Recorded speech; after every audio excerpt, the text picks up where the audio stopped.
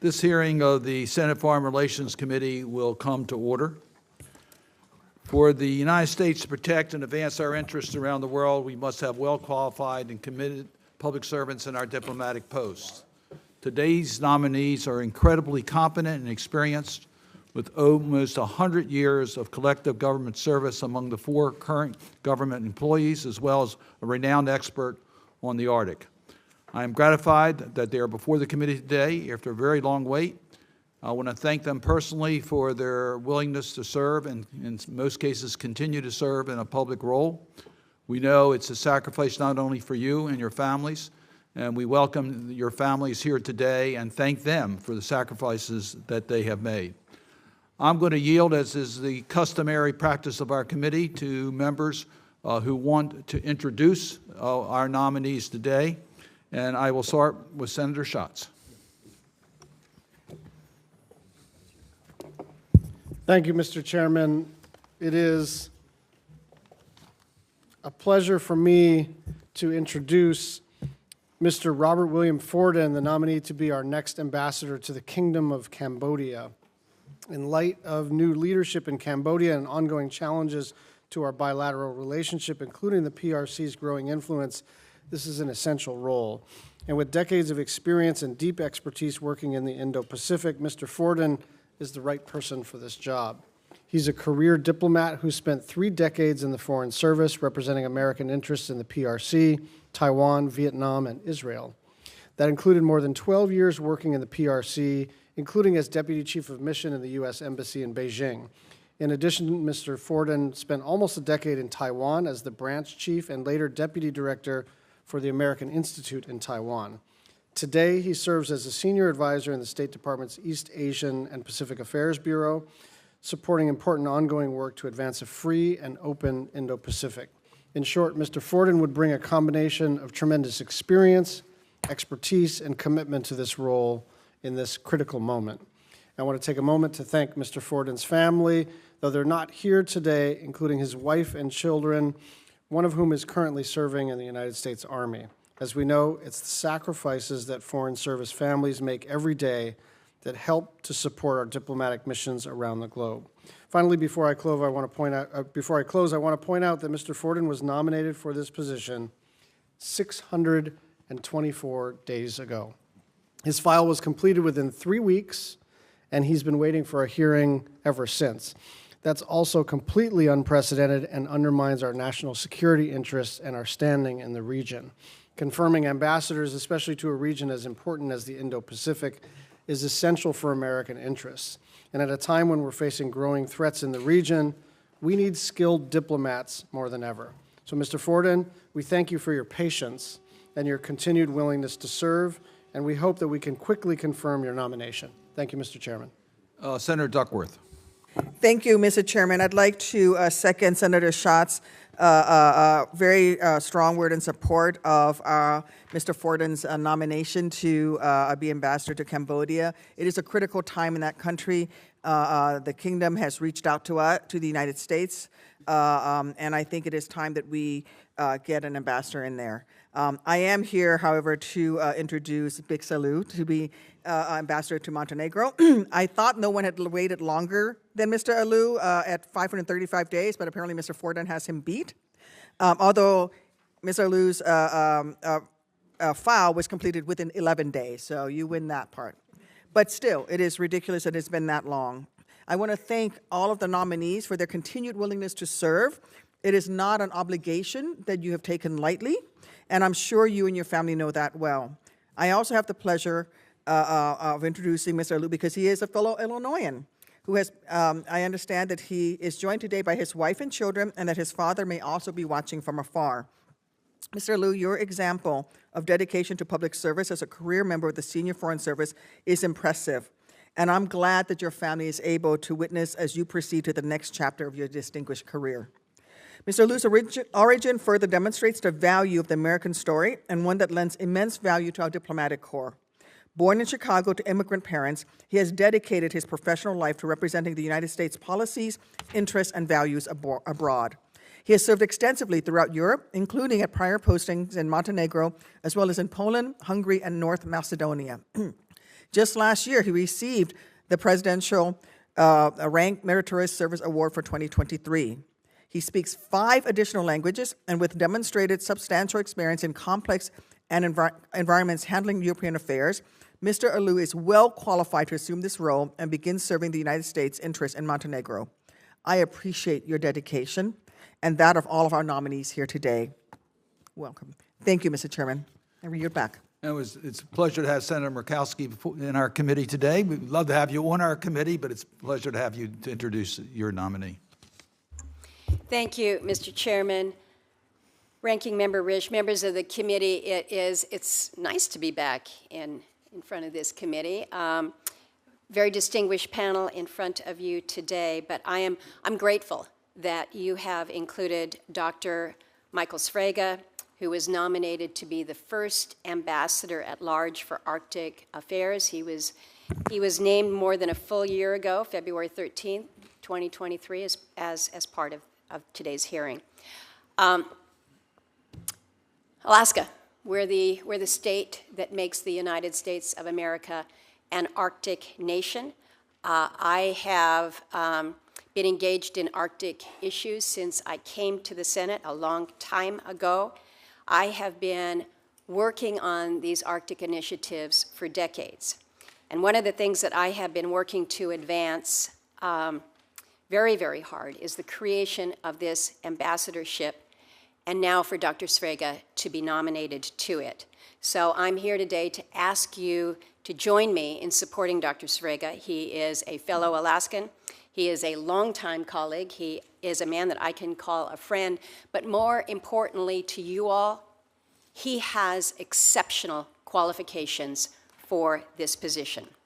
Now, you all know, you get your intelligence briefings for the recent Munich Security Conference. You know the global interest in the Arctic is at a record high.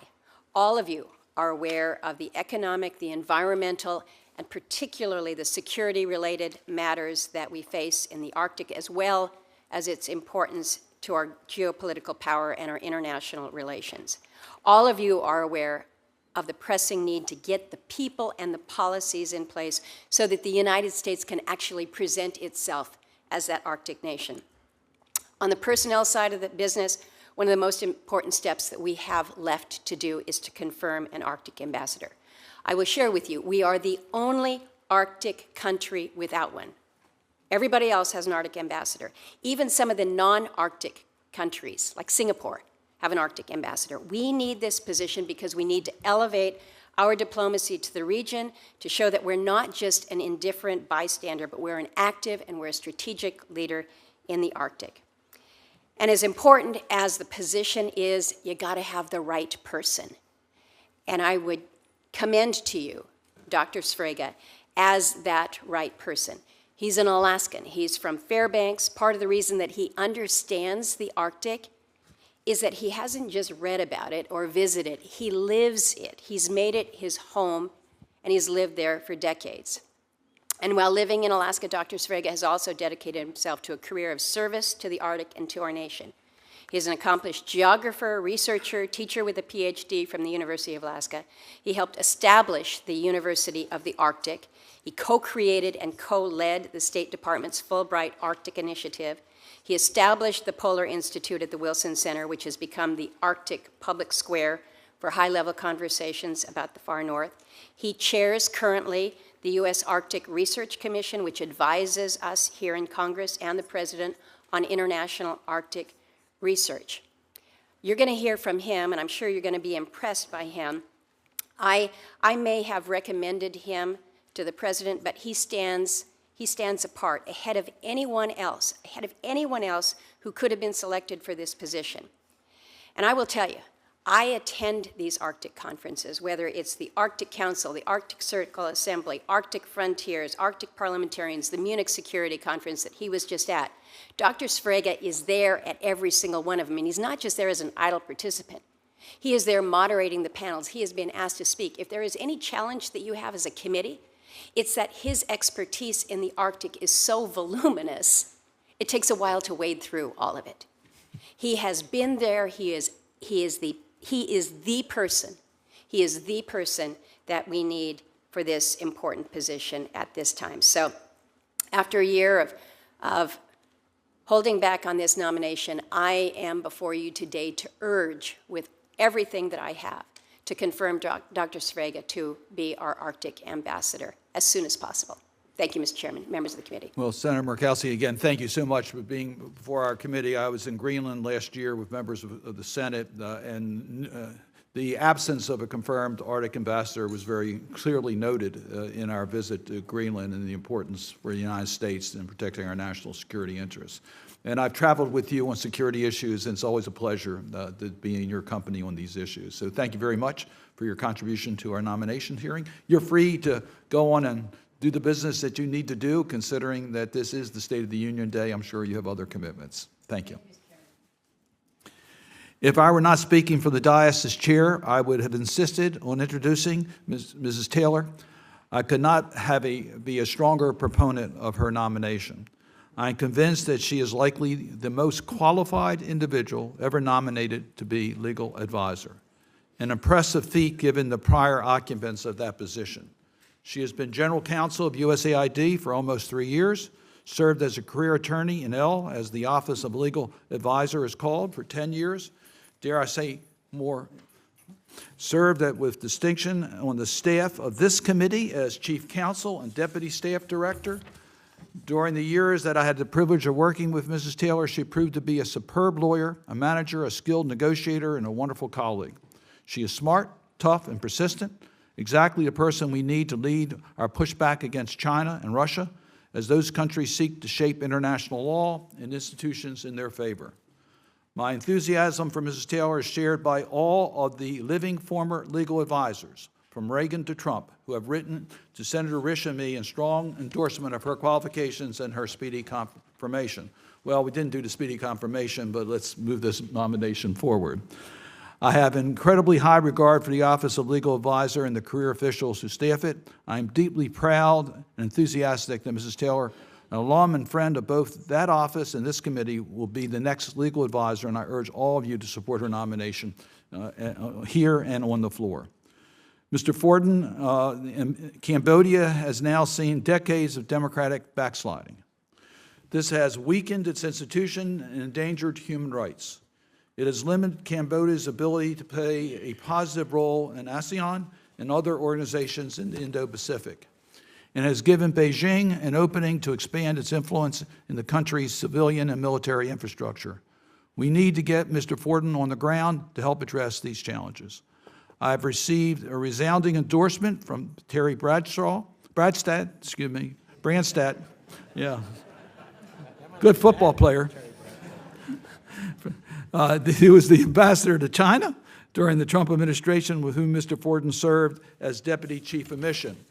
The ambassador writes that Mr. Forden's outstanding leadership and management, coupled with his 4 decades of experience in the East and Southeast Asia, make him extraordinarily well-qualified candidate to be ambassador to Cambodia, and notes that Mr. Forden is an ideal candidate to protect U.S. interests against China's efforts in Cambodia. Without objection, that letter will be made part of our record. Mr. Liu, Montenegro is a valuable partner in the NATO alliance that hosts the largest number of Ukrainian refugees in the Balkans. It has been the target of Russia's influence, including an attempted coup to stop Montenegro from joining NATO. And Moscow also would like to derail its European Union membership prospects. We need an ambassador on the ground who will work to support Montenegro's European aspirations. But I also want to quote from a letter from Georgette Mosbacher, ambassador to Poland under President Trump, and under whom you served. Ambassador Mosbacher highlighted your experience in the region, knowledge of the languages and culture, and previous work in Montenegro, and she said, quote, "I simply cannot recommend a stronger, more capable leader or a more decent human being than Vic." Without objection, that letter will also be made part of our record. High praise, and if confirmed, I expect you will continue to advocate for Europe whole, free, and at peace.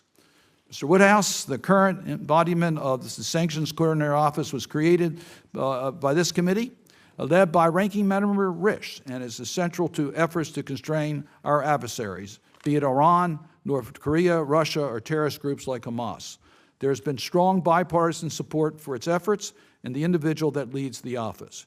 You are superbly qualified for this position, having worked on and implemented sanctions up close from multiple angles at the Treasury Department, as an attorney in private practice, and your current position as Deputy Assistant Secretary for Sanctions.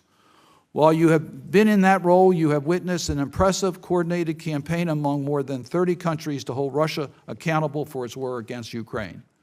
This coordination has strengthened our alliances, laid critical groundwork for future sanction actions, and further isolated Russia and degraded its war machine.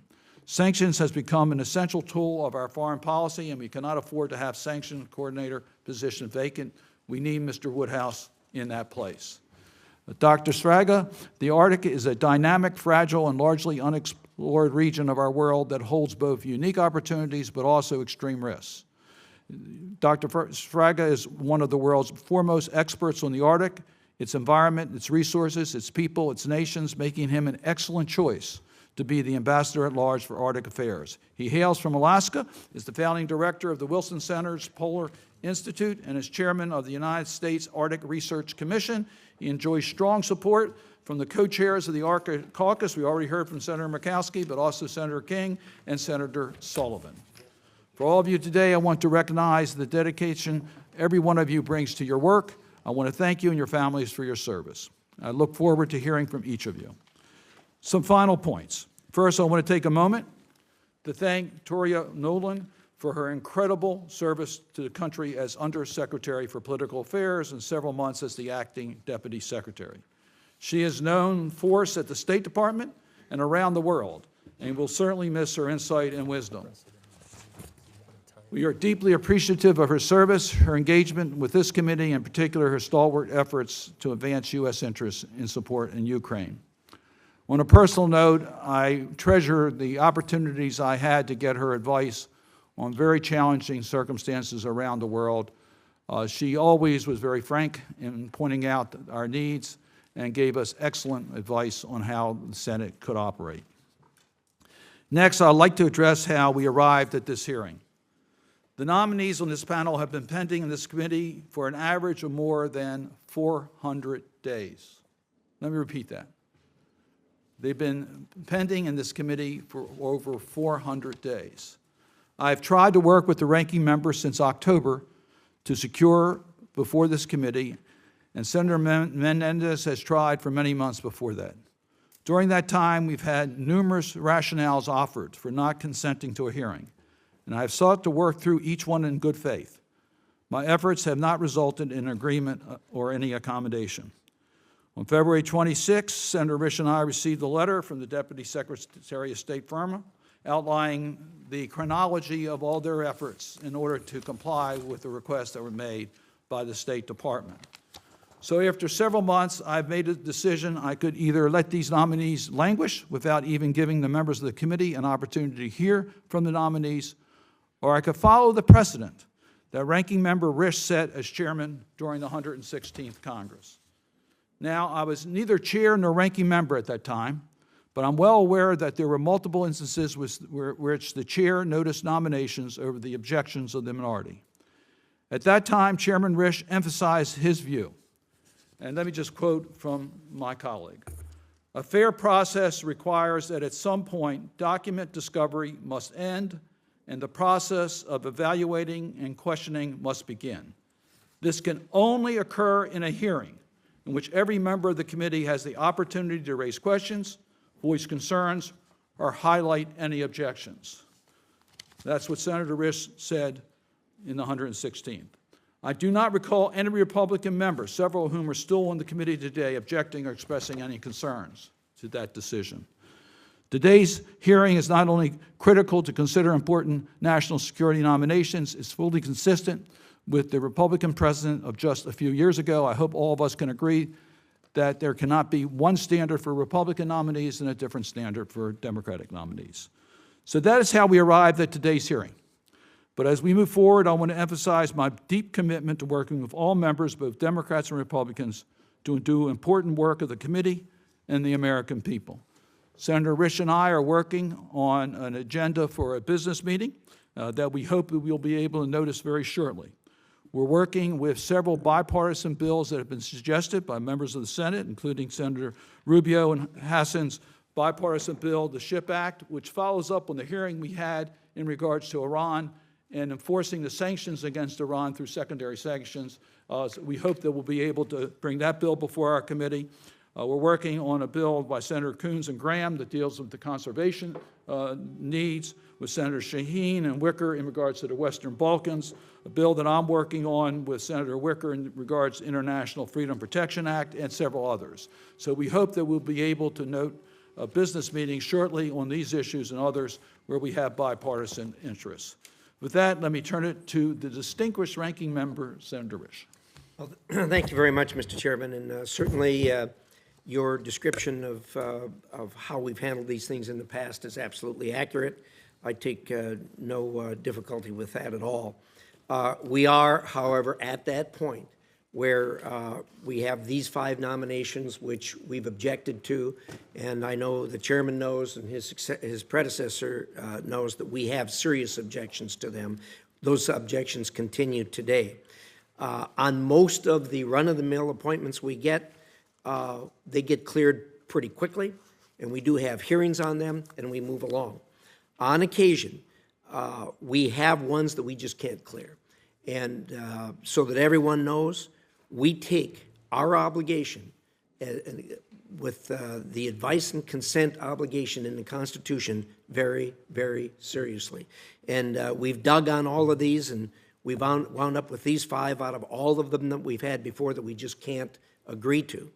And so it is time that there be a hearing, and if they want to continue, the laundry gets put out here in this hearing, and we go from there. Obviously, unless things change dramatically, I'm going to put a hold on these when they do get to the floor. You have the numbers, you'll be able to put them out there, and we'll go from there. But again, I stress that the time result has been a function of our looking into these and things you're going to hear today that we have problems with on all 5 of the nominees. Obviously, they're going to get a chance to defend themselves. Then I have some witnesses I'd like to call to corroborate the things we're going to say about these here in the hearing today. So with that, let's talk first of all about Ms. Taylor. I want to address her nomination specifically to start with. She certainly currently serves as general counsel at USAID, where she oversees the enforcement of U.S. laws toward its contractors and partners. Sadly, on her watch, some of these partners repeatedly promoted abortion overseas in violation of U.S. law. Given the slow response and weak justifications I received when I raised these questions, I have substantial concerns she will not draw a strong line in states' relationship with organizations that violate U.S. law. Now, I've got a second reason for holding her, and I'm going to continue to hold her. She is the highest ranking in the one State Department wants the most to be confirmed, and I'm going to continue to do that until the State Department gives us some basic information that we really want. I've been asking for 8 months for information regarding the suspension of Special Envoy Robert Malley's security clearance. The department's defiance left me no choice but to hold this nomination until State responded. State came in to brief me and the chairman. We went into the SCIF. This was supposed to be secret, and nobody was supposed to know because it was such a big deal. I can tell you what happened in that SCIF. Nothing. They refused to give us the information as to why Malley's clearance was suspended. This is important to me. It's important to the chairman. It's important to this committee because we all listened to Mr. Malley for a long time. He told us things. We acted and thought about, formed beliefs based on those, and they won't tell us why his clearance was suspended. So they have to tell us, but they won't. They act like we work for them instead of them working for us. And so until that happens, I'm going to continue to hold Ms. Taylor's nomination. And and I've gotten word to the secretary to quit calling me and asking me for favors when they won't do what they're supposed to do. If I were the chairman of the committee, I would subpoena this. And if they didn't answer the subpoena, I'd go to try to hold him in contempt of court. This is not right. We can't do our oversight work without getting this information. Certainly it is classified information, but I'm the most senior member of the Intelligence Committee. I hear this stuff every day. The people that came in to brief us, my clearance was at least as good, probably better than the guys that came in to brief us. So in any event, that's going to continue on. Regarding Mr. Woodhouse, to be sanctions coordinator, that as the chairman indicated, I was the one that put together the legislation that created that particular position. It's a great position to have. Mr. Woodhouse played a pivotal role in the administration's protection of Nord Stream 2 pipeline from mandatory bipartisan sanctions before Russia's 2022 invasion of Ukraine. Well, Mr. Woodhouse was not the only administration official responsible for this blatant violation of the law. During his confirmation process, it's become clear that he intentionally misled the committee and ignored facts that contradicted Biden policy. My legislation created that job. And his predecessor did a good job at it. I believe Mr. Woodhouse will not embody the same standards required for this position, and I'm going to leave the rest of this to Senator Cruz, who has some very strong thoughts on this matter, and he'll be here today to talk about that. Turning to Mr. Aliu, I have concerns regarding his judgment and leadership as Deputy Chief of Mission at Embassy Warsaw. Mr. Aliu did not seek approval from Washington when a foreign national with concerning business ties stayed at the official residence with his permission for 6 weeks. This person was a foreign national with business ties in Montenegro, the country to which Mr. Aliu is now nominated. In any event, several current Foreign Service officers have described the toxic work environment under Mr. Aliu's leadership.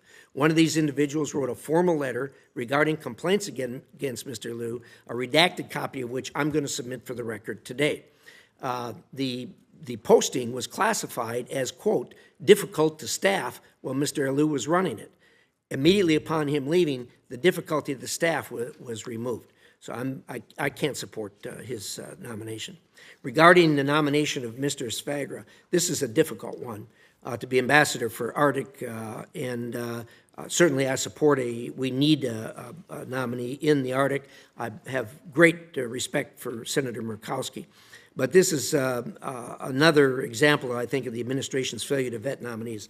Mr. Svaga traveled extensively to Russia and China and negotiated multiple MOUs with Chinese institutions tied to government, defense, and intelligence services, and appeared on a panel with Russians who were sanctioned by the United States government. One of the MOUs that he negotiated was going to allow China to access the computers at the university where he worked. That was stopped, fortunately. Certainly a bad judgment. In addition to that, our staff was going through this. He failed to disclose that any of this, and he had to update his file 3 times when confronted with information about his record. My staff found about trips he made. They went to him and said, hey, you didn't disclose this trip. He's up. I forgot. And so he disclosed the trip. That happened multiple times, not just once. Finally, he wrote an op-ed extolling the importance of the U.S.-Russia relationship after Russia's invasion of Ukraine. I continue to strongly oppose this nomination, and it's unfortunate we have him here today. Finally, there's Mr. Ford. The department says the health and safety of U.S. diplomats is its highest priority. Indeed, we should always guarantee our diplomats their basic privileges and immunities. Sadly, Mr. Forden failed to ensure these protections during his tenure at Embassy Beijing during COVID. In our staff investigation of his nomination, they found that from 20 to 23, department leadership in Washington and at Embassy Beijing subjected diplomats and their families to severe, unsafe, and degrading treatment by the Chinese government, our greatest adversary and a major counterintelligence threat. Specifically, state granted a waiver of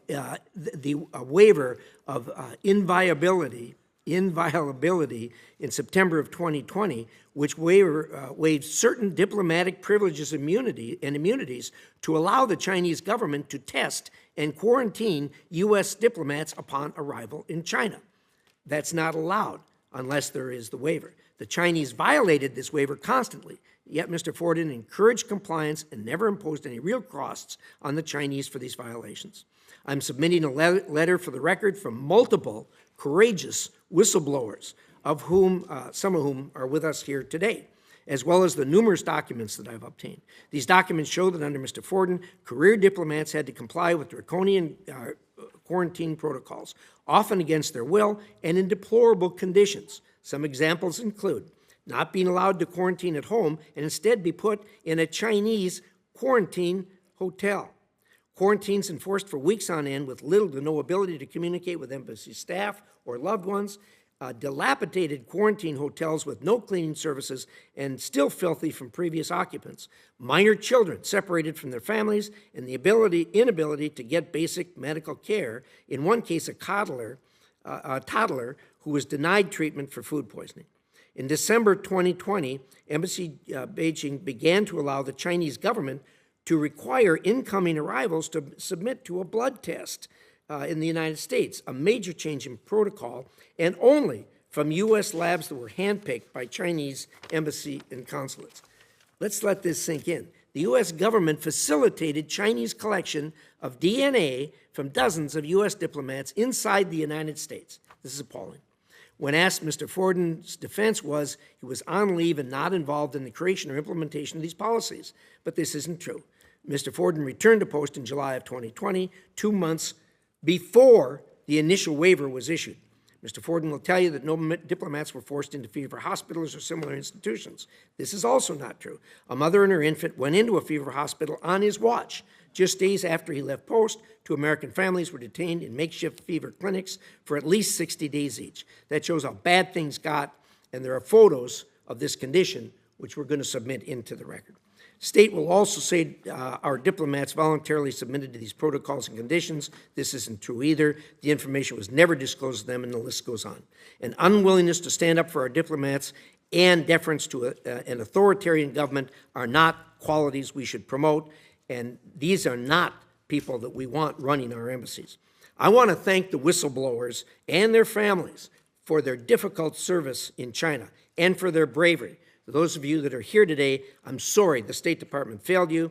If I hear of any reprisals against these whistleblowers who've come forward, all career employees at the State Department, there's going to be serious consequences that flow from that.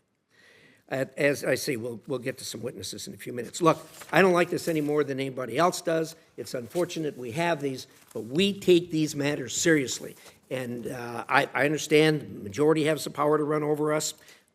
They can sure do that. Out of the 5, I doubt all 5 of you will make it because I don't think that the majority leader is going to devote the time to all 5. But there you are for trying. So with that, let's get on with it. We'll hear from them, and then we'll hear from others who have matters to say in their regard. We're now going to allow our nominees to make opening statements. I will give you extra time if you want to respond to some of the statements that that Senator Risch has made. We'll start with Margaret Taylor. Thank you so much, Mr. Chairman. Just for clarity, are we doing 5 minutes or 2 minutes? The normal practice for nominees, I think, is 3 minutes, 3 to 5 minutes, but because of the ranking member's opening statements and serious issues that he's raised, if you want to take more time to respond to that, you may. Thank you so much, Mr. Chairman. Chairman Cardin, Ranking Member Risch, and members of the committee. It is a tremendous honor to appear before you as President Biden's nominee to serve as legal advisor of the Department of State. I am so grateful to President Biden, to Secretary Blinken, to Administrator Power, and to the members of this committee for your consideration and your staff. I welcome my family seated behind me, including my loving husband of nearly 22 years, my wise son, and my supportive sister, as well as my kind daughter, who I'm told is watching from her college dorm room. I also want to acknowledge my parents, who instilled in me the importance of education and hard work. They are no strangers to the sacrifices of public service. My father was a major in the United States Army when I was born at Fort Bliss in Texas. I also want to acknowledge my maternal grandfather, Edward Turner, who served on a landing ship tank, LST-912, in the South Pacific in World War II. participating in 5 invasions in 1944 and 1945, and surviving an attack by an enemy plane. He and his generation sacrificed so much so that we could be free. I felt called to public service early on. It was in my 3rd year at Columbia Law School in New York City that terrorists flew planes into the World Trade Center towers a few miles south of where I sat, stunned, speechless, and terrified for my country. In the days and weeks that followed, the call I felt of public service became a single-minded commitment to the rule of law, to combat the threats to America's safety and security, and to advance the safety and security of peace-loving people around the world. I spent 10 years as an attorney pursuing these goals in the office I am now nominated to lead. I've worked under both Republican and Democratic administrations. I believe wholeheartedly in the role of this committee and Congress in shaping our foreign policy, and that is vitally important. If confirmed, I will do what I've always sought to do throughout my career: provide objective legal advice of the highest quality in the service of our Constitution and the American people. And if confirmed, this will be my top priority. I will use legal diplomacy vigorously to advance U.S. interests internationally and support the international legal rules that the U.S. helped to develop and that have benefited the United States so greatly since the end of World War II. I look forward to your questions, and if I may respond briefly, Senator Risch, in my time as General Counsel of USAID, I have provided legal advice that is consistent with all applicable provisions of law related to the use of appropriated funds, including on the issue that you have raised, and I want you to feel assured about that. Thank you. Mr. Woodhouse. Mr. Chairman, Ranking Member, and distinguished members of the committee, I'm honored to appear before you today. Thank you for considering my nomination, and I also thank the committee staff for meeting with me. I'm honored that President Biden has nominated me to lead the Office of Sanctions Coordination, and grateful for Secretary Blinken's support for my candidacy. I'm here because of the love and support of my family, most importantly my wife, Emily, and our 3 children. They are the foundation of my ability to serve. I'm thrilled that my mother, Christina, and my stepfather, Erdman, can be here with me today. My father, Mark Woodhouse, passed away almost exactly 2 years ago. He would be very proud to know that I'm here with you today. Beyond my family, I'm grateful for many mentors and friends whose encouragement and lessons have shaped me in ways that bring me here today. I spent more than half my career in public service in various roles at the State Department and at the Treasury Department, and a substantial time also in the private sector. I've seen from several perspectives how impactful sanctions can be, as well as the importance of enforcement, clear communication, and engagement, and would commit myself to furthering these efforts if confirmed. In my current job, I work on sanctions policy with colleagues across the State Department and the interagency, as well as with our partners and allies around the world. I've worked closely with the current Office of Sanctions Coordination since its inception and have seen the important role it plays for U.S. sanctions policy overall. If confirmed, I would seek to continue and deepen this work to ensure that our sanctions are fully integrated and in support of our foreign policy. The office makes the State Department more effective internally, in the interagency, and diplomatically when it comes to sanctions policy and implementation. Within the department, more than 10 bureaus reporting to 4 different undersecretaries work intensively on sanctions programs within their purview. And although an impressive amount of collaboration already happens, it is a tall task. The office can play a key role ensuring consistency across our sanctions practice, identifying and shepherding good ideas through the bureaucracy, and resolving disagreements and ensuring that we are being responsive and timely. The office also has played a key role facilitating and strengthening coordination with the Treasury Department, as well as with partners and allies on sanctions policy and implementation, and if confirmed, this work would remain a priority for me. I'm also mindful of the committee's role in creating the position for which I'm nominated, and would feel a special responsibility to ensure effective consultation with the committee in the course of our work. Mr. Chairman, Ranking Member, and members of the committee, our sanctions are one of the most powerful tools we have to pursue our foreign policy and national security. I'm honored to be nominated to lead the State Department's work in this area, and if confirmed, to be entrusted with the responsibilities that entails. Thank you, and I look forward to your questions. Mr. Forden. Mr. Chairman, Ranking Member, and distinguished members of the committee, Thank you for considering my nomination to be the next United States Ambassador to the Kingdom of Cambodia. I'm honored by the faith President Biden and Secretary Blinken have placed in me. If confirmed, I'll work closely with Congress to advance U.S. interests in Cambodia. The United States is a longstanding and committed partner of the Cambodian people, and we seek to work with Cambodia's new government to advance a shared vision of a free, open, prosperous, and secure Indo-Pacific region. We have productive bilateral cooperation on a number of important issues, but we have much work to do in others. There have been many setbacks in Cambodia in recent years concerning democracy and human rights. If confirmed, I will make these issues a key priority. The United States also has serious concerns about the intent, nature, and scope of construction at Ream Naval Base and the role the PRC military is playing in this process. The United States will continue to support efforts to maintain and preserve Cambodia's sovereignty. It would be a great honor to lead our experienced and professional U.S. mission staff in Phnom Penh. If confirmed, I will do my utmost to prioritize their safety and security and ensure the American taxpayers' resources are used efficiently and effectively to advance U.S. interests.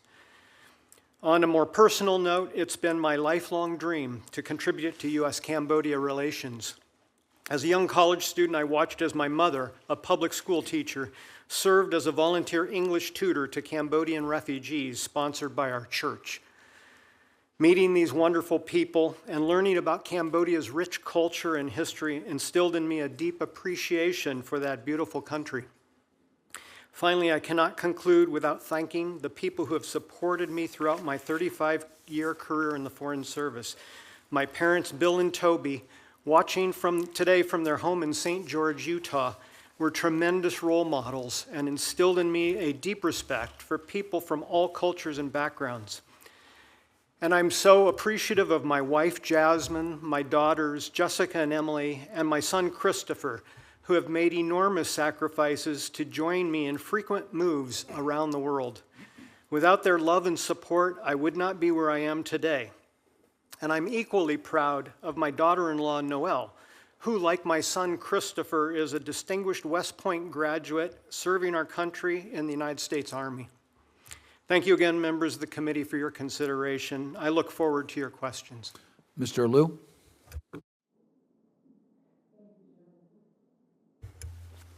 Thank you, Chairman Cardin, Ranking Member Risch, and distinguished committee members. I am humbled and honored to appear before you as President Biden's nominee to be the next U.S. Ambassador to Montenegro. I am grateful to the President and Secretary Blinken for their confidence in me, and I hope to earn your trust as well. If confirmed, I will work closely with you to advance U.S. interests in Montenegro. I would not be here today without my family's support. With me is my wife, Dr. Nora Zayazi, who has championed me through our incredible 36-year journey together. My son, Blade, a Nittany Lion and a recent GW Law grad who is a member of the D.C. Bar. And my warrior daughter, Taya, who is alive today because she beat leukemia, and who is studying archaeology and historical preservation when she has time because she's a cheerleader and a member of the rugby team at the University of Mary Washington. My children are my greatest blessing, and I am very proud of the global citizens they have become. However, none of us would be here without my parents, Azam and Shirley, and their sacrifices. They fled the former Yugoslavia, leaving everything behind to allow my sisters and me to pursue a better life in the United States. Distinguished committee members, if confirmed, I will be the first Albanian American in our history to serve as a U.S. ambassador, a testament that if you trust in God, dream big, work hard, you will succeed. Over my 22-year diplomatic career, I've been privileged to serve American citizens and promote U.S. interests and values around the world. Recently, I led Mission Poland and guided our team in advancing humanitarian security goals as Russia's brutal invasion sent millions of Ukrainians across the border. The welfare of American citizens is ever paramount, and I work with Polish leaders to secure safe passage for Americans fleeing Ukraine. If confirmed, the safety and security of U.S. citizens in Montenegro will remain a top priority. American leadership matters. Montenegro's 2023 elections provided a historic opportunity to accelerate the country on its EU path. However, we must also be clear-eyed about the risks this goal that Montenegro's governing coalition poses, and remain engaged with practical solutions to help the country attain its rightful place in the European Union, which 80% of Montenegrins desire. If confirmed, 4 priorities will guide my work. First, Russia's brutal war in Ukraine underscores the urgency for Montenegro to accelerate critical reforms for EU accession, democratic development, stability, and prosperity. If confirmed, I will lead an interagency effort to engage Montenegrin leaders and to promote the rule of law, fight intense corruption, respect human rights, and deliver tangible results to their citizens, all in line with U.S. national security objectives. Second, Montenegro has been a steadfast NATO ally for 7 years, including stalwart support to Ukraine and deployments to NATO's eastern flank. If confirmed, I will work to deepen those NATO security ties.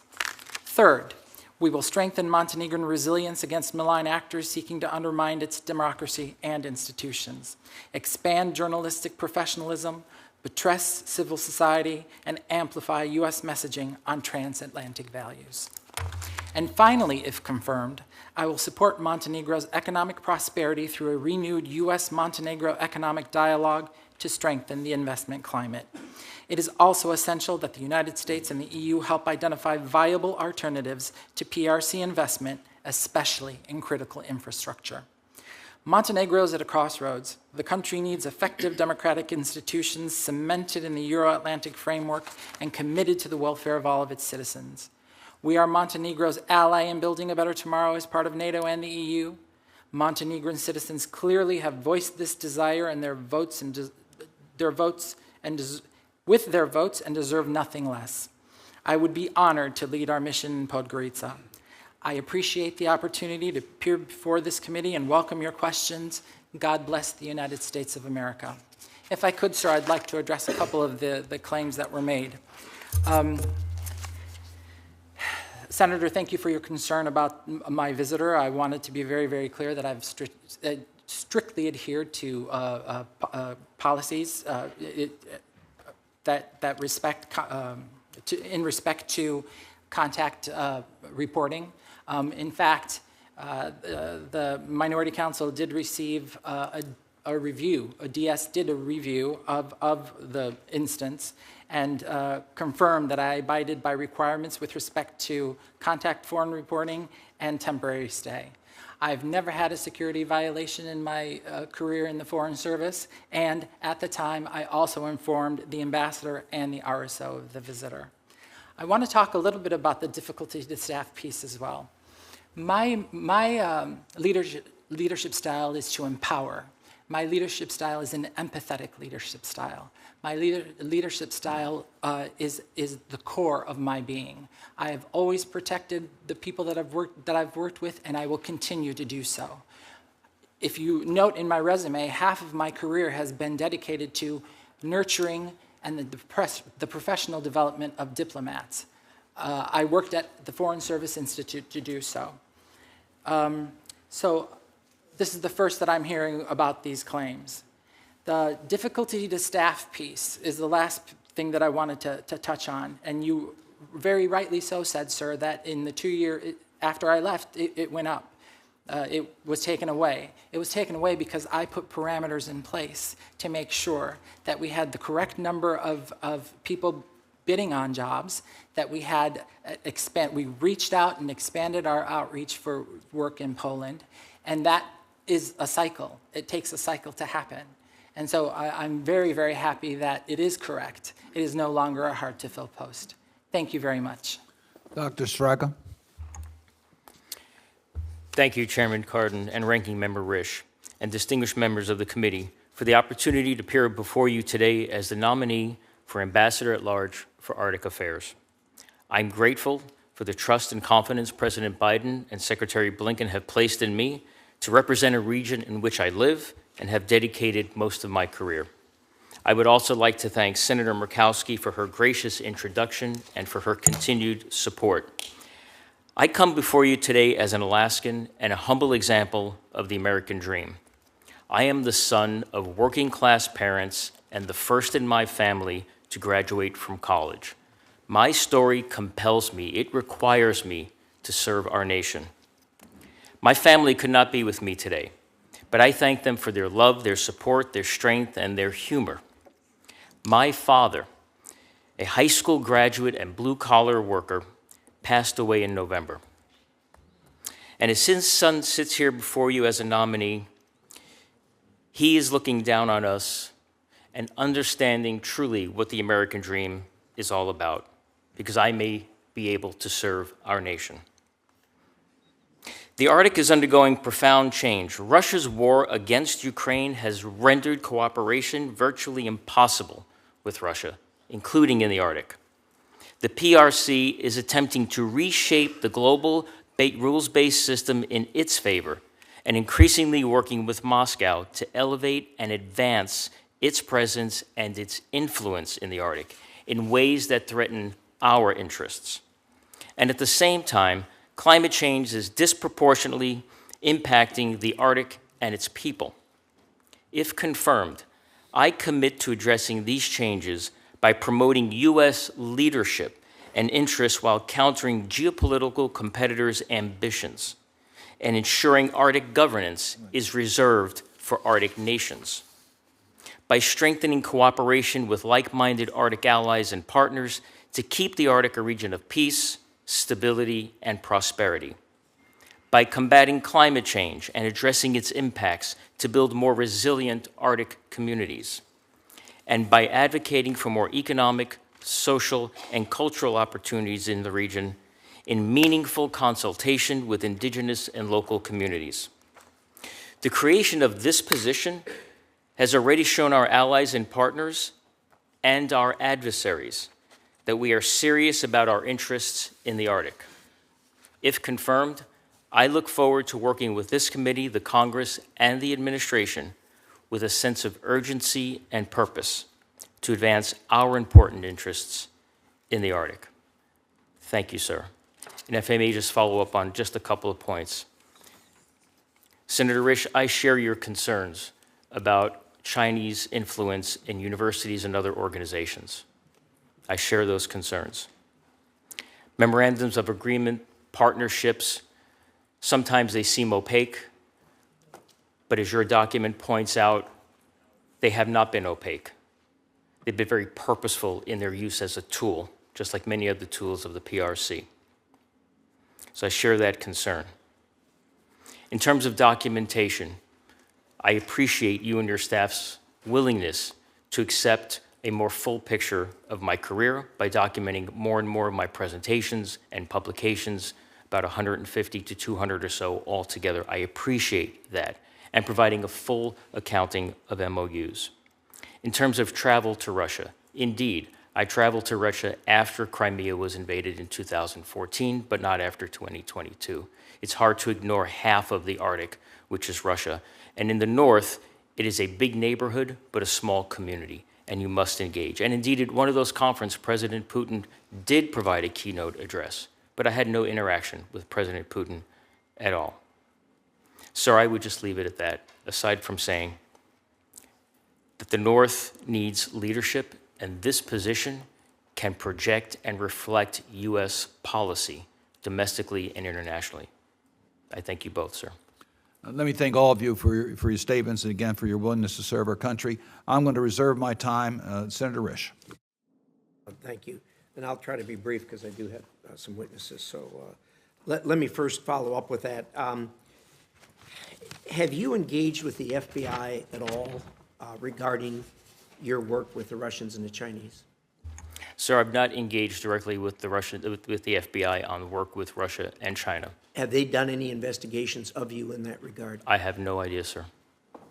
You know that we've been told that that happened, is that correct? I do know that. Yeah. And you're aware that we can't get the FBI to deny that. Are you aware of that? I'm not aware of that. And have you retained an attorney at all in regards to a possible investigation? No, sir. Okay, thank you. Let me give an opportunity, because this is going to go into the record. So I want to give Mr. Aliu a chance to respond to this. Give me just a second here. This was a letter. I'm wondering if you saw this. Did you see the letter that was dated April 21st, 2021? This is Mr. Eliu. Have you seen the letter dated April 21, 2021, to Ambassador Carol Z. Perez, Acting Undersecretary of State for Management and District General of the Foreign Service? Have you seen that letter? No, sir. Okay. I want to quote from this letter because it's going to go into the record, and I want you to respond to it, please. This was from an employee, and it is someone who was employed there in the embassy.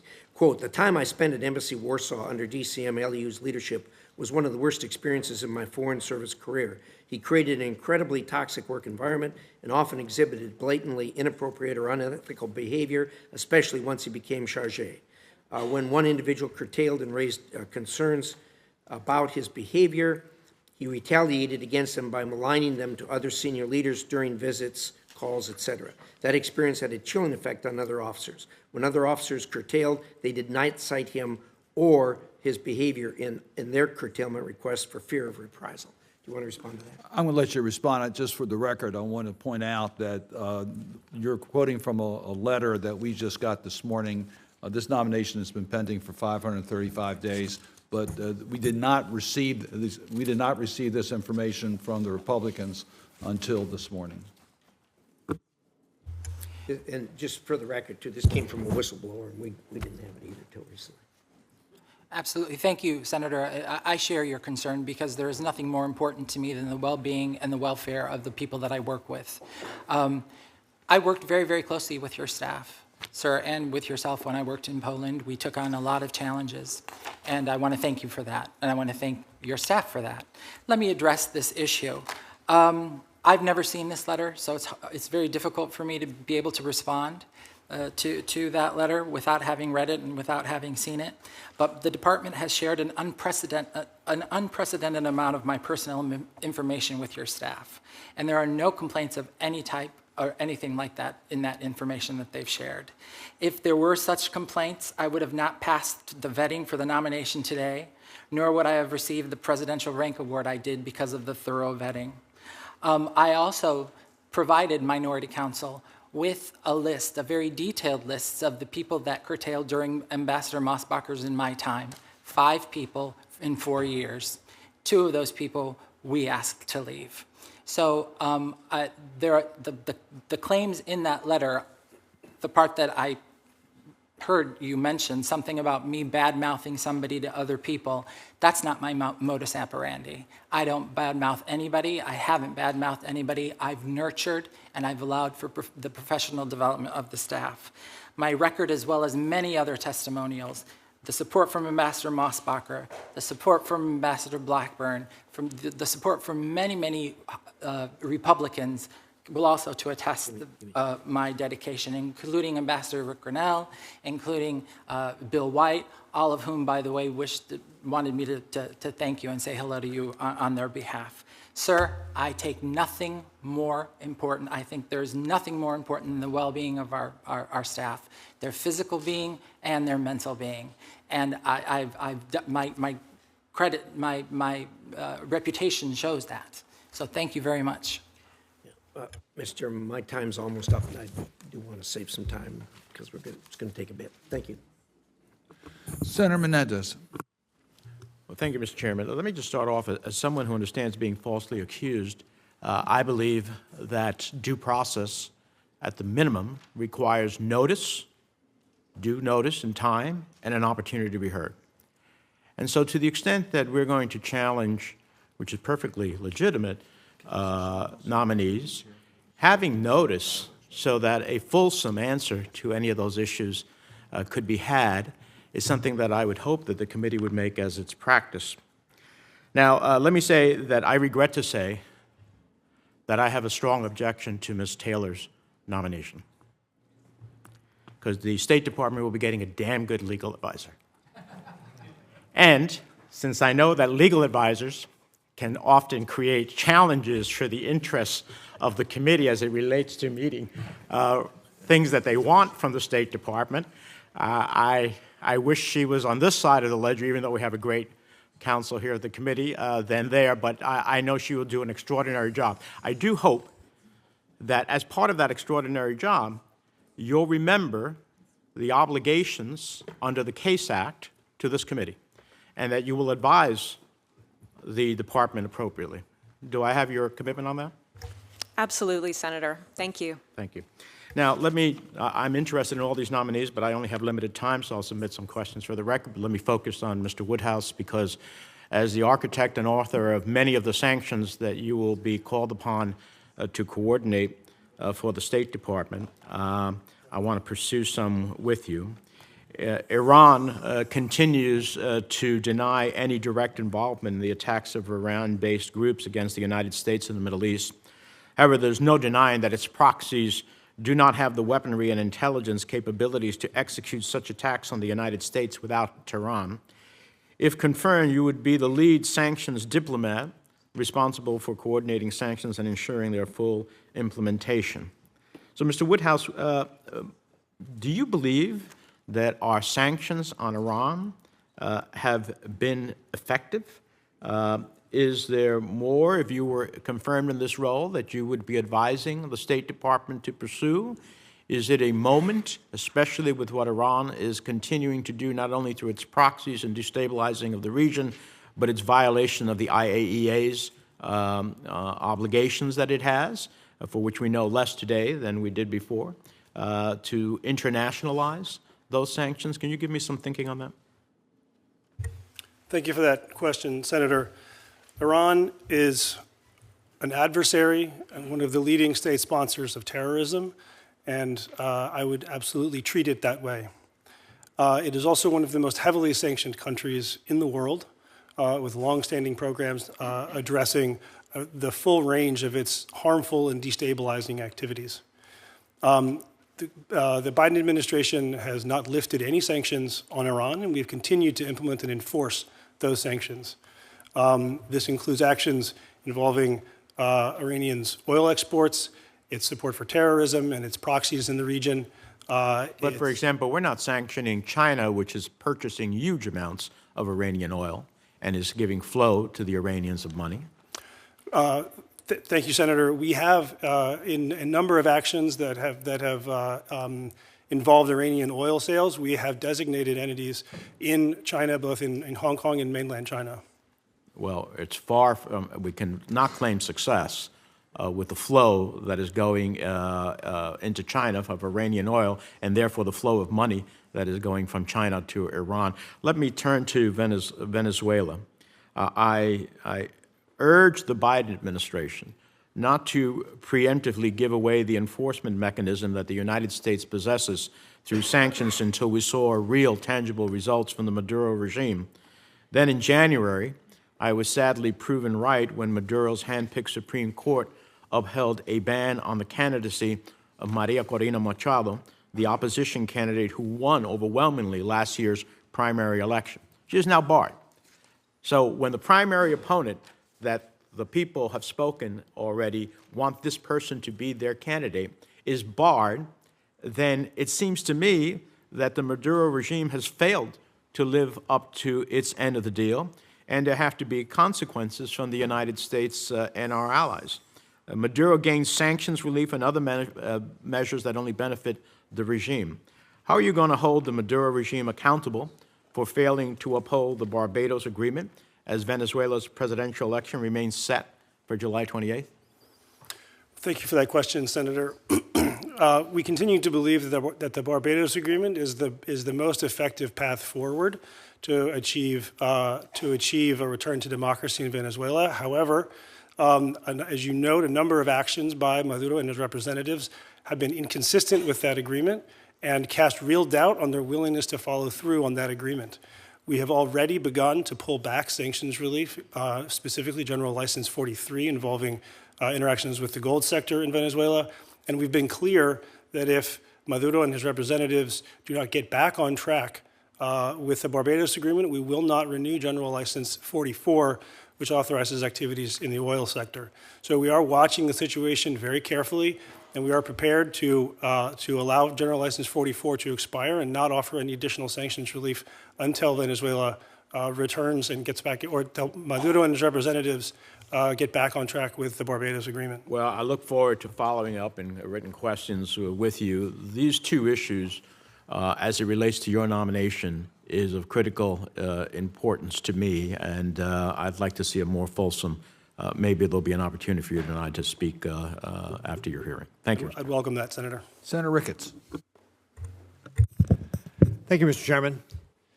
Right now, the world is more dangerous than any time since World War II, and this makes the work that we do on this committee so critical. It goes without saying that Senate Foreign Relations Committee, when it acts in a bipartisan matter, is going to be more effective.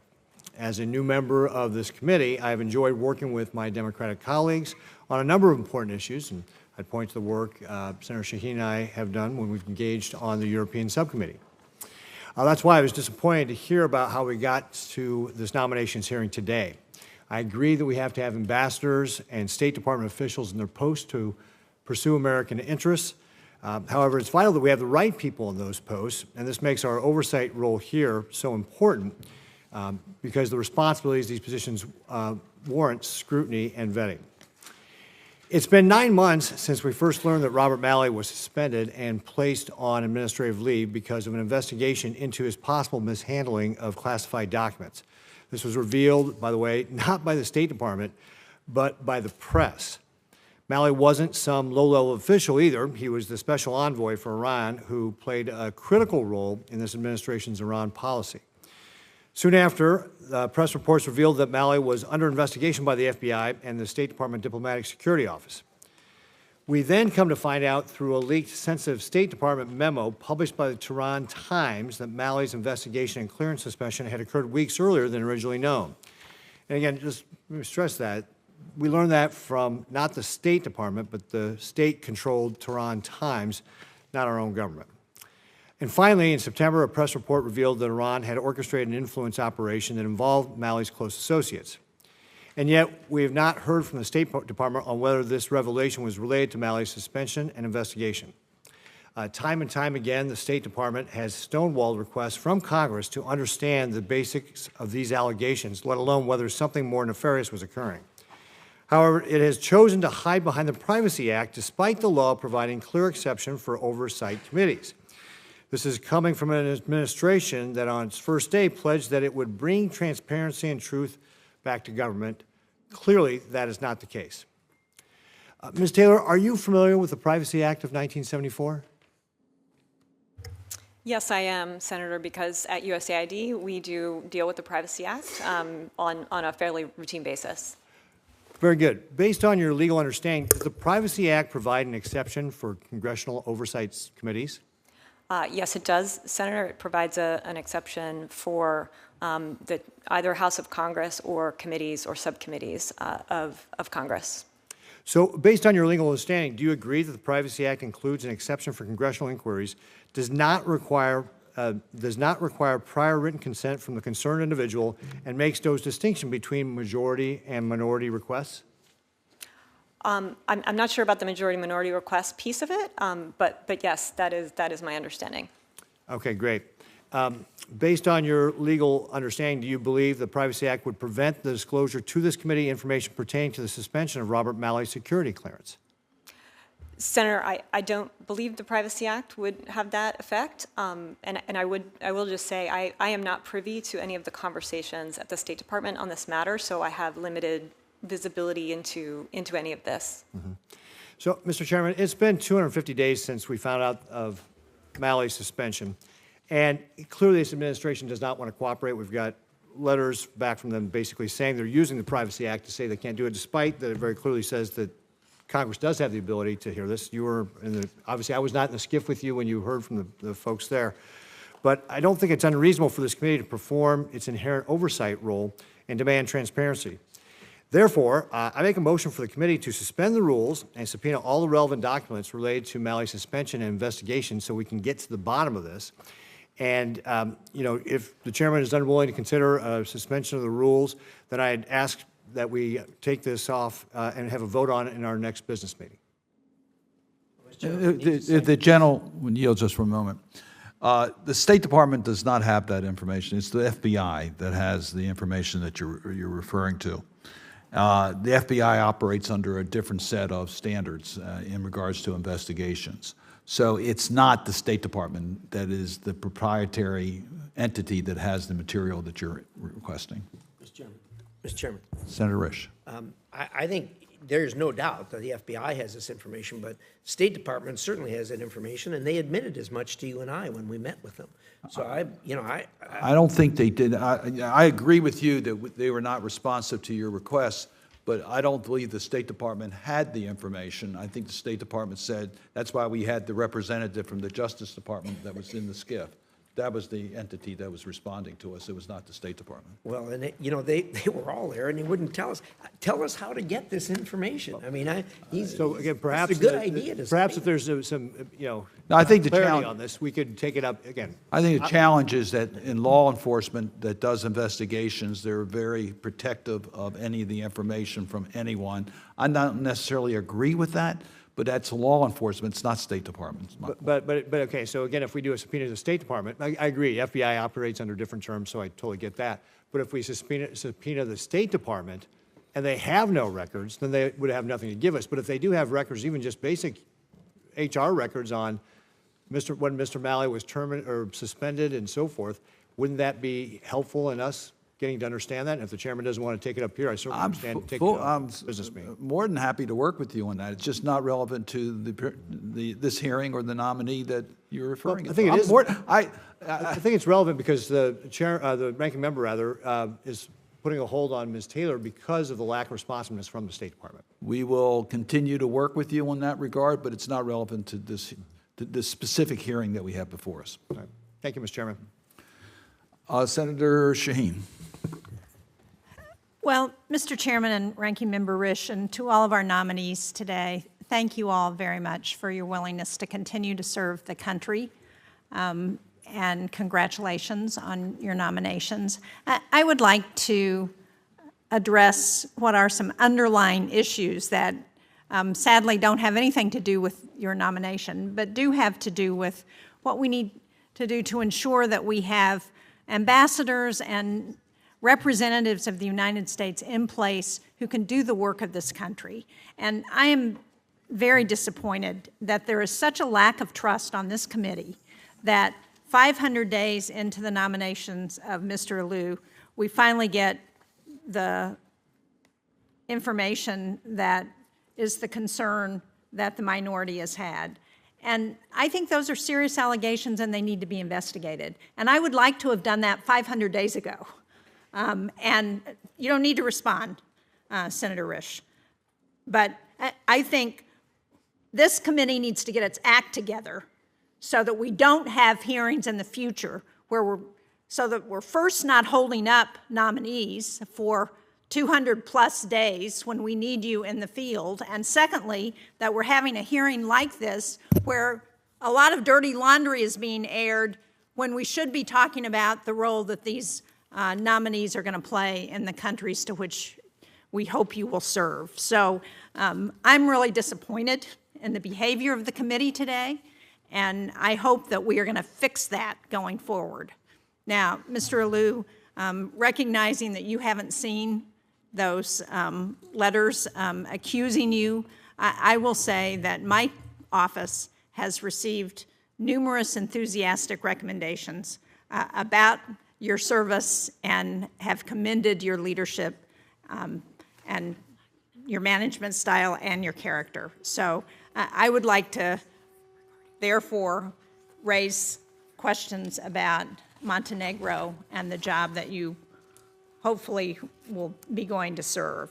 I had the pleasure of visiting Montenegro within the last year, and we met with President Milicevic at the Munich Security Conference. This is a country, as you point out, that's on the cusp of EU membership. And I want you to talk to us a little bit about how we can support, how you would support Montenegro if you're confirmed as ambassador as they continue their accession talks with the EU. Senator Shaheen, thank you so much, and thank you for your leadership. and thank you for the kind words. I would be remiss if I didn't thank you for your leadership in Europe when I was chargé in Poland, and if I didn't thank Senator Risch and his team because we worked very, very hard and protected media freedom in that country. And I would be remiss if I didn't mention that. Thank you so much. The first, if confirmed, what I would continue to do is ensure that Montenegro continues down its path towards EU succession. We have vibrant programs through our INL programming that the embassy is implementing right now, because right now Montenegro has opened 33 chapters of 35 for accession talks. They closed 3 provisionally, and they're working on 2 of the most important. The EU has put chapters 26 and 27, judicial reform and security reform. The EU has put conditions on Montenegro that they can't move forward if they don't close these chapters. So what we are doing and what the embassy is doing, and I hope to continue and expand, is provide both technical and capacity building assistance to the prosecutor's office, to the special police, to combat corruption and organized crime. The new government has done a miraculous job in the 100 days that they have been in power. They have named judicial councils, filled vacant constitutional court places. They've named a very competent and brave Supreme State prosecutor, that Mr. Markovich, that is taking on crime and prosecuting bad actors. We need to continue to help them. But we also need to continue to push on the EU, and if confirmed, I will do so, to make this accession process transparent and fair. Thank you, ma'am. Thank you. I certainly agree with that on the EU. In my brief time that I have left, Dr. Sfrega, given that NATO has welcomed the 2 new Arctic allies in Sweden and Finland, can you talk about how you would work with NATO partners, if you're confirmed, to ensure that we're all working together to deter Russian and Chinese aggression in the Arctic? Thank you, Senator, for the question. We all do wait patiently, but maybe with a good sense of urgency about Sweden's imminent accession to NATO. 7 of the 8 Arctic nations, now members of the NATO, it intensifies and further coordinates and further strengthens the transatlantic alliance, because what we have created now is a trans-Arctic alliance, and Sweden now is a big part of that, as is Finland, of course, and NATO. Ma'am, I would certainly work very closely with our European Bureau, our NATO colleagues, and in Brussels. The job of this ambassadorship should be to inform and bring value to this discussion. The Arctic is unique, but it is globalized. And so now we have a region in the Arctic that is very much part of NATO's portfolio.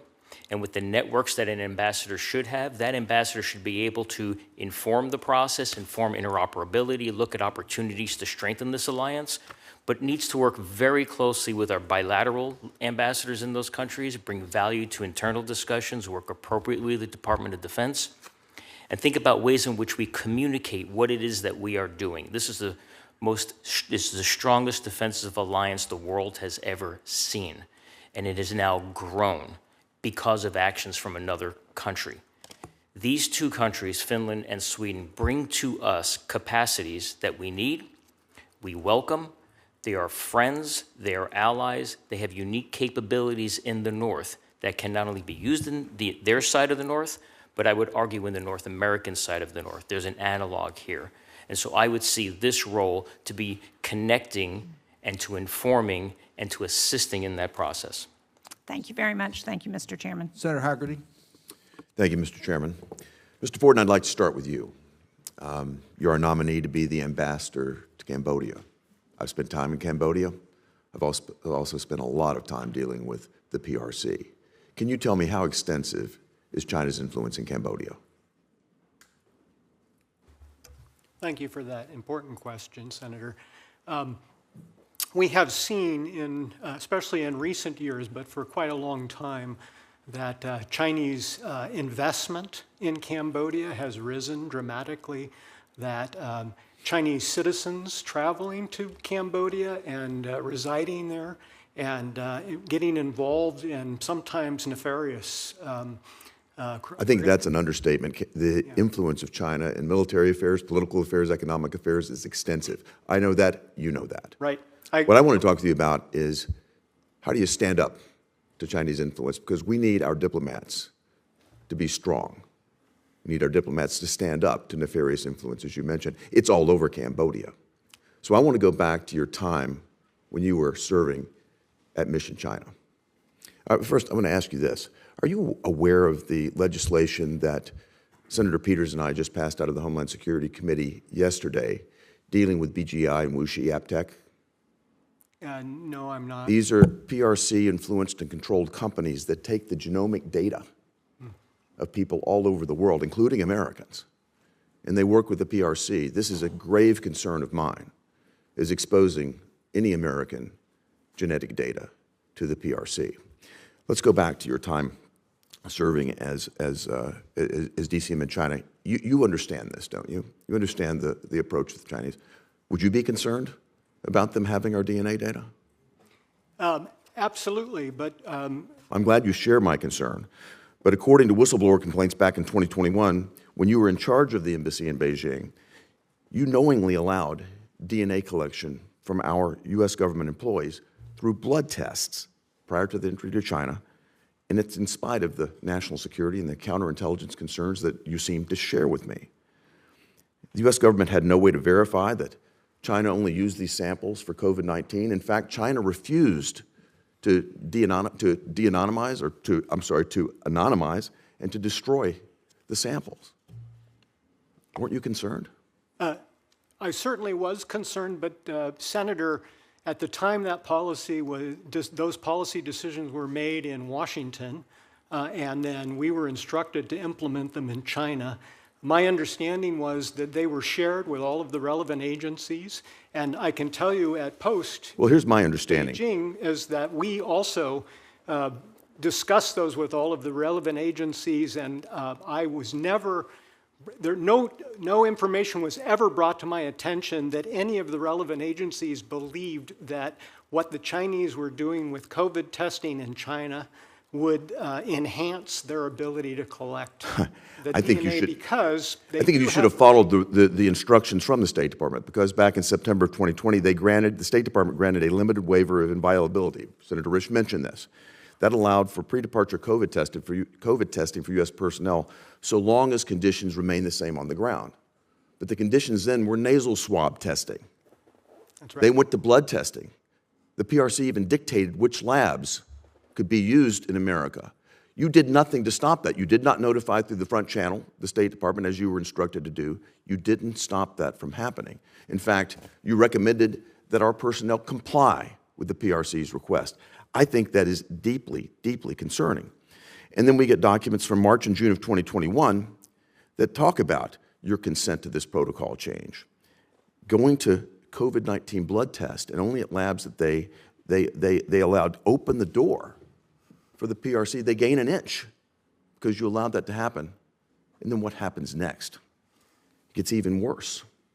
In early 2021, it comes to Mission China's attention that the PRC is now escalated beyond blood test to go to anal swabs of our personnel in their apartments. That is shocking to me. Did you decide to stand up then to the PRC? Senator, the reports of anal swabs of U.S. diplomats are completely false. And there was an instance that occurred when a U.S. diplomat incorrectly voluntarily complied with that when he should not have, and we rapidly and immediately protested to the Chinese. So you protested this. And told... But you didn't protest them taking our blood samples and exposing our DNA. I never... What I'm saying is we have to have diplomats that will stand up for American interest and will stand up to China. Senator, if you're going to go to Cambodia, you need to be able to stand up for our interest and for our diplomats' interest. You need to be strong against China, not allow them an inch, and certainly not allow them the mile. Senator, there's an enormous amount of information here that's incorrect and not true that you're weaving into this narrative.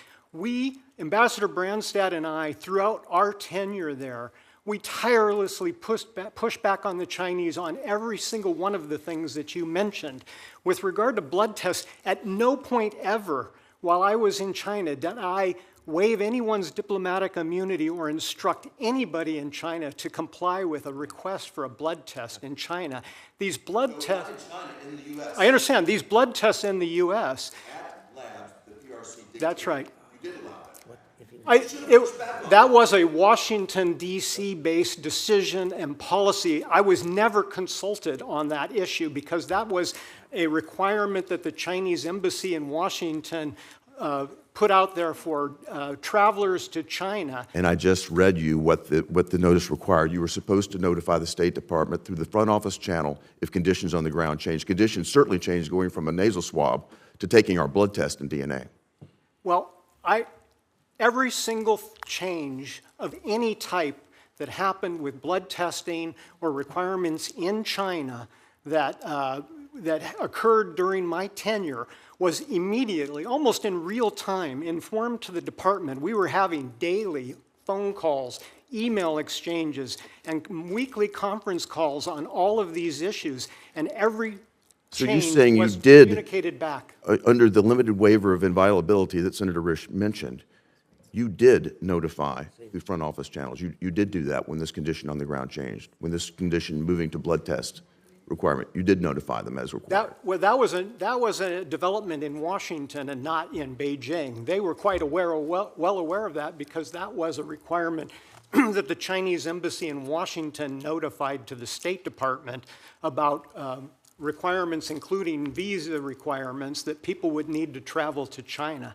So I can talk about what happened in China, and I can assure you that everything that happened in China, we shared, again, almost in real time, any changes, any modifications, any additional requirements that were imposed in China were shared almost in real time with our counterpart offices in the State Department and informed to department leadership at the time, which was Secretary Pompeo and Undersecretary Bulletow. Did you relay at any time your concerns about the Chinese government having access to our blood samples? That was a discussion that occurred in Washington, the interagency.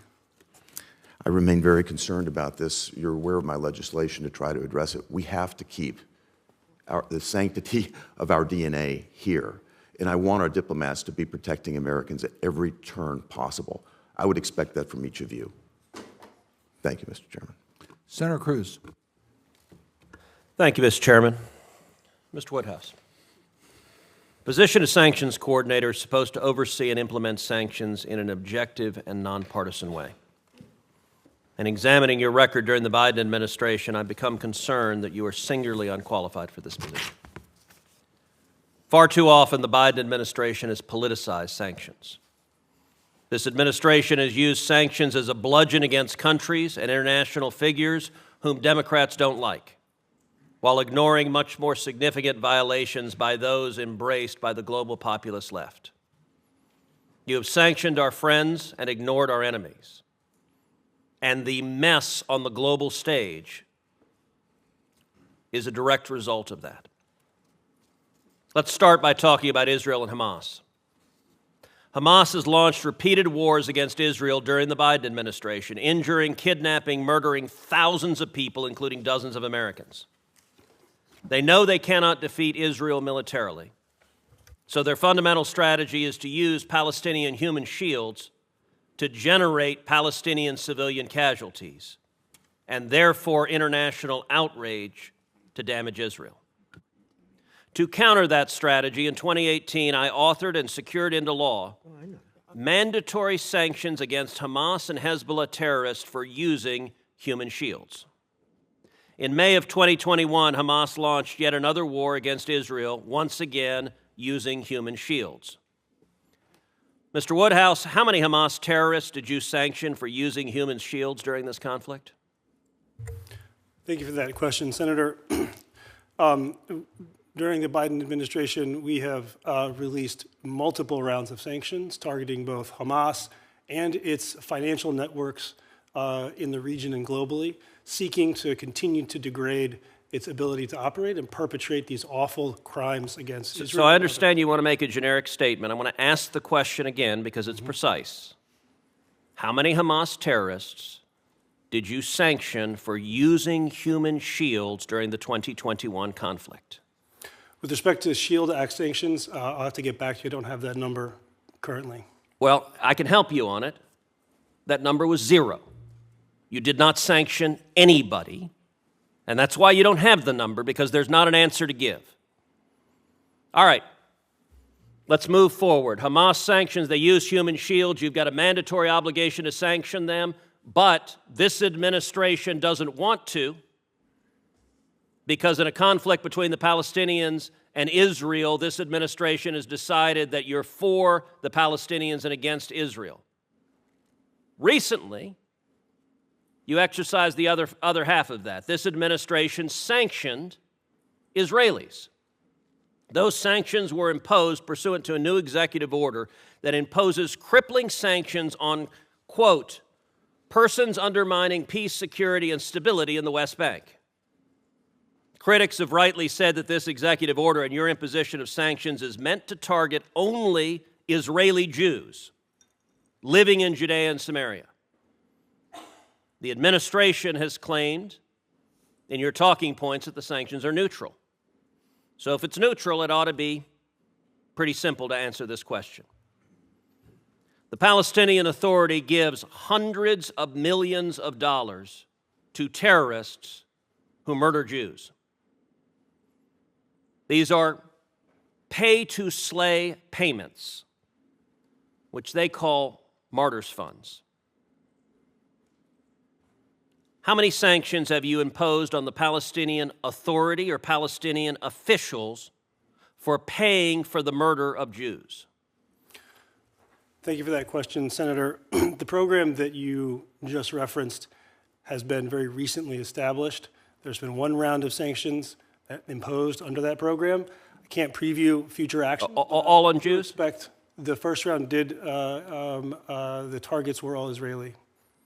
Yes. Well, and clearly in the wake of October 7th, you're looking at Hamas terrorists who murder 1,200 people, who rape women, who murder children. And I'll tell you, it was sickening. A number of us sat here. The chairman of this committee arranged for us to listen to stories of the horrors that came on. Why does the Biden administration look at that and say, clearly what we need to do is sanction Israeli Jews, but we don't sanction Hamas. We don't sanction Hamas terrorists for using human shields, and you don't sanction the Palestinian Authority for essentially offering rewards for the murder of civilians. Why not? Senator, President Biden and the administration have been very clear that the United States stands behind Israel's right to defend itself against these attacks. Okay. We also have imposed... Except for the fact that you are only sanctioning our friends and you're not sanctioning our enemies. All right, my time has expired, but I want to ask one last thing. You've screwed up sanctions in the Middle East. You've screwed up sanctions in Latin America, which could be an entire other round of questioning. But let me end with this. Screwing up sanctions also caused the war in Ukraine. If you knew in 2021 that allowing Nord Stream 2 to be physically completed would convince Vladimir Putin that he was able to destroy Ukraine's energy infrastructure and then invade Ukraine, would you still have made the same decisions you made then about Nord Stream 2 to give Putin a multi-billion-dollar gift and an invitation to invade Ukraine? Thank you, Senator. When Russia began that invasion, they had already heard from the president, standing next to German Chancellor Scholz, that if Russia invaded, Nord Stream 2 would be no more. And Chancellor Scholz said that there was no disagreement. If Russia, so did that work? I find your answer astonishing. Well, Nord Stream 2 is no more. Are you claiming responsibility for that? No. You'll make news if you're saying that. No. I'm not aware of that. Well, then that can't be your answer. If that's not what you're saying, you smirk and say Nord Stream 2 is no more, but your gift, refusing to enforce the sanctions on Nord Stream 2, caused the invasion. My question, which you didn't answer, if you knew then what you know now, would you still have given that gift to Putin and started the war? Senator, the decision that we had to make in 2021 was a pipeline that was almost complete, The Secretary has been clear. Are you going to answer the question? Would you have made the same decision knowing what you know now? Yes or no? The decision that we had to make at that time was based on the facts and realities available at that time. It was staggeringly wrong. All of us told you it was staggeringly wrong. You didn't listen to us, and it caused the war because you put ideology above the interest of America and above the interest of our allies.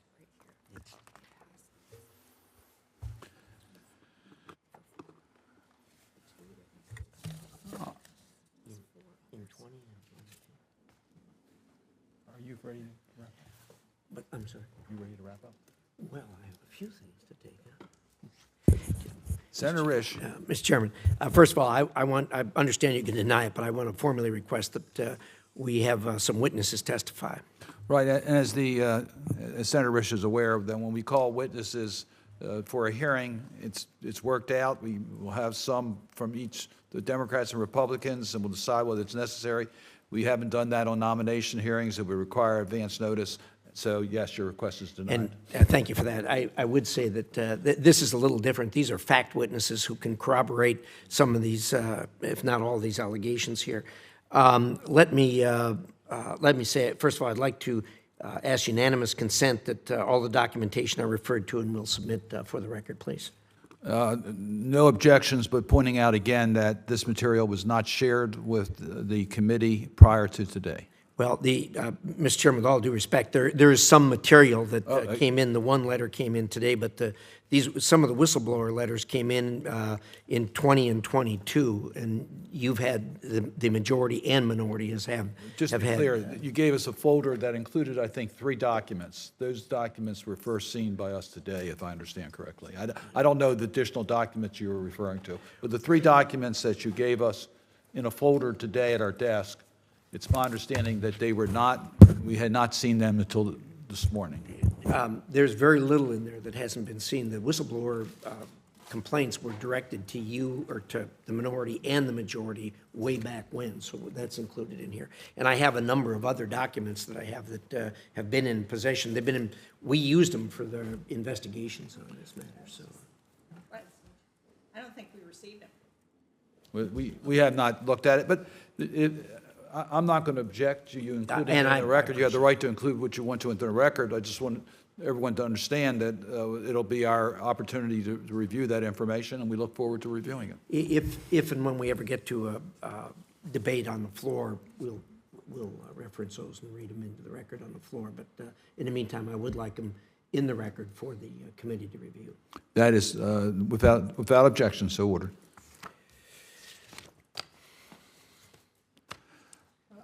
That's all I have, Mr. Chairman. I think that the rhetoric that's been used by particularly our Republican colleagues with certain innuendos that are just not accurate, I think our witnesses have responded to each of those.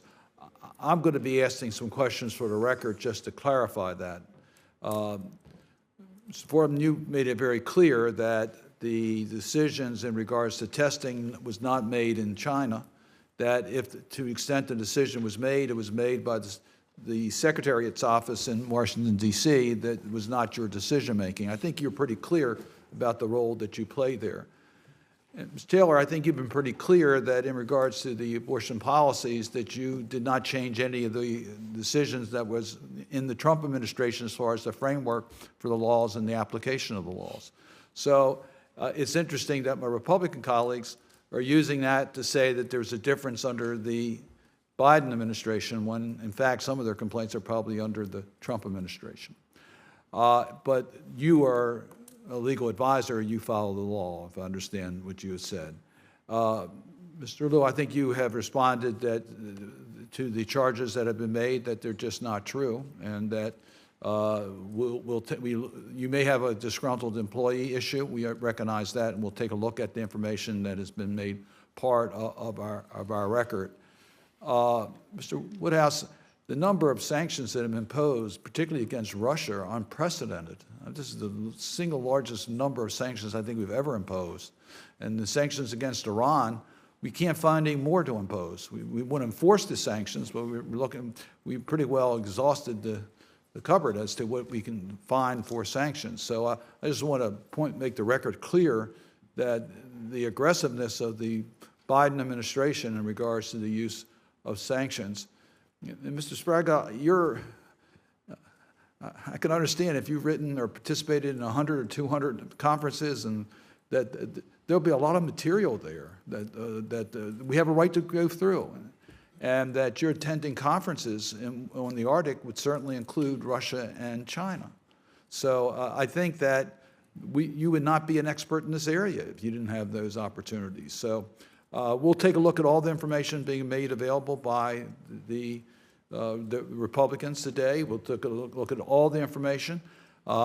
You will be, have a feeling there's going to be some questions for the record. Maybe I'm wrong on that, but I got a feeling there's going to be a few questions that will be asked. We're going to ask that the record remain open till close of business tomorrow, March the 8th, for questions for the record. I would ask you all to do your best to get them back as complete and as quickly as possible, so that we can then evaluate what the next way that we will continue our process of vetting executive nominations. And I will certainly be working closely with all members of the committee. Senator Sheen?